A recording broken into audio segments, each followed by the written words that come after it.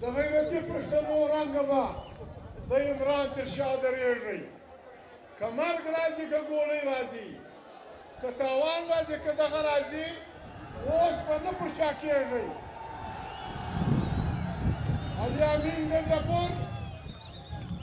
امین ګنډپور دلته ناست دی، ځوان سړی دی، دی د خیبر پښتونخوا وزیر اعلی دی. خدای پاک دې پرده کوي، خدای پاک دې پر سر سي. علي امین ګنډپور به دا مهرباني کوي پښتونخوا وطن کې د پښتنو سره ډېر نږدې واوسي. د چترال خلک، د کوهستان خلک، د ګلګت خلک، دلته ګوجر خلک، دلته هندکو سپیکینګ خلک، علي امین خانه پښتانه د دې صوبې اکثریت دي. دا ټول خلک چې پښتو نه وایي او زما او ستا په وطن کې اوسي، دې ته به موږ دا باور ورکوو چې ستا د غونې حق دی لکه زما د پلار، ستا د غونې حق دی لکه زما د نیکه. زه تجویز کومه د کوهستان ژبه، د دیر ژبه، د دغه چترال ژبه، دا وړې ژبې د ورکېدو پر خوا دي. ته مهرباني وکړه د چترال، د کوهستان ګوجر خلک، هندکو سپیکینګ خلک راوغواړه، ورته اکاډمیانې جوړې کړئ، خپلې ژبې پر مخ بوځئ. زه امین ګنډپور تاسو ته فنډونه درکوم. تاسو د دې وطن بچیان یاست، تاسو یو پښتانه یاست. عزیزانو، زرداري صاحب وایي پاکستان کټې، پاکستان ټیک کپې، پاکستان به داسې کپېږي چې د سوات پر نعمتونو به د سوات د بچیانو حقي، د دیر پر نعمتونو به د دیر د بچیانو حقي، د خټکو پر نعمتونو به د خټکو حقي. موږ د شا نه خیرات نه غواړو، موږ د شا څه زکات نه غواړو. دا خاوره پښتونخوا وطن د باجوړ نیولې بیا تر خیبره پورې، دا موږ د چا په خیرات کې نه ده راکړې، دا زموږ پلار نیکونو د سر په قرباني ساتلې ده. دا زموږ مسکن دی. موږ پاکستان ماتول نه غواړو، موږ پاکستان دغه کول نه غواړو، لیکن دا نشي کېدلی چې سنگ مرمر به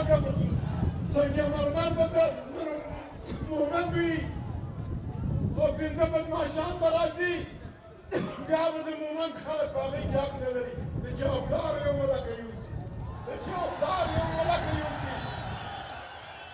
زما د وطن نیست موږ ګټ نه غواړو. دا غرونه د دنیا جهان د نعمتونو ډک دي، او موږ د لږو اویا لکه انسانان په دوبۍ کې یو. دا غرونه به آبادوو، دا غرونه به ساتو. پاکستان به د پاکستان پارلیمنټ به موږ ته عیني ضمانت راکوي چې زموږ په نعمتونو به ګټه نه غواړو، زموږ په نعمتونو به لومړی حق زموږ د بچیانو وي. پوځیان، ګردیانان، جګړهیان، دوی ته زموږ سلام دی، خو مهرباني به کوئ د سیاست نه مخفي وباسئ،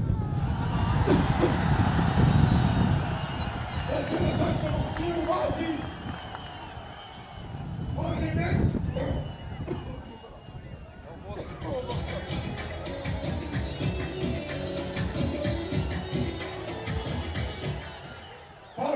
به د طاقت سرچینه وي. داخلي خارجه پالیسیانې به په پارلیمنټ کې جوړېږي. سینیټ زرداري صاحب ته زموږ پرزیدنټ یې، ته د پارلیمنټ برخه یې. دا وخت سینیټ کمزوری دی، سینیټ اختیارات نه لري.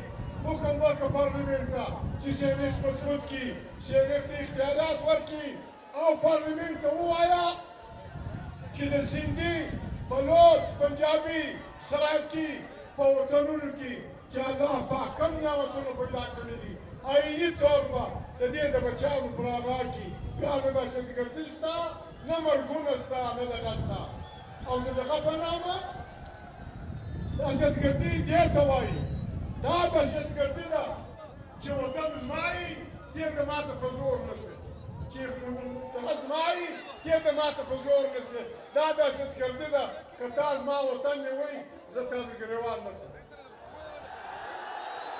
دا خبر عزیزانو موږ دغه نه نه راغلي شاته قبله وکړو پاکستان زنده‌باد پنجاب زنده‌باد سند زنده‌باد لیکن پښتونخوا وطن د پښتونخوا وطن نعمتونه موږ تاسو جوړولی نه شو د خدای روی درته نه شو د قرآن روی درته نه شو زموږ د وطن نعمتونه یو څه ګزاره قدر موږ ته راکړه چې موږ د سهار ماښام د لوږو ځان خلاص کړو موږ د سهار ماښام د مسافرۍ ځان خلاص کړو تاسې رالاست موږ ته مې عزت راکړئ زنده‌باد سوات زنده‌باد پښتونخوا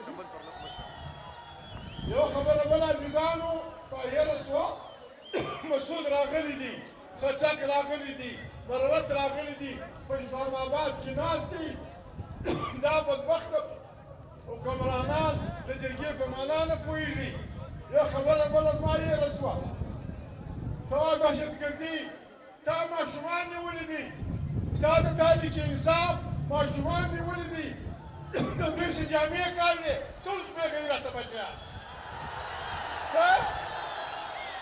تا ماشومان نیولي دي د دوی نوکونه کاږي د دوی نوکونه کاږي بیا د دوی څخه داسې دعا کوي دا به میل ساتي دی به وایي ته زنده‌باد دوی به پښتانه نه وي دوی د پښتانه بچي نه وي چې دا ونه وایي چې دا حکومت مرداباد دا ټول نظام مرداباد دا ټول ستاسو په تاسو کې زنده‌باد پاکستان چلوو راسې د ورونو لنګې وچلوو راسې د ورونو لنګې وچلوو دعا سره وکړو ډېر ښه ملک دی ته زما پر ځنګلونو قبضه کوې زما پر زمرودو قبضه کوې زما پر اوبو قبضه کوې زما پر پټرولو قبضه کوې زما پر ګیسونو قبضه کوې و ما ته وه ته خدای مزدورۍ نه پیدا کړی ته کوینې راباسه ته به زما زمرود خورې ستا پلار یې ولګوو ته پلار یې ولګوو د خدای په امان سلام علیکم ګډه سره ناست دی ناوخته دی نعره تکبیر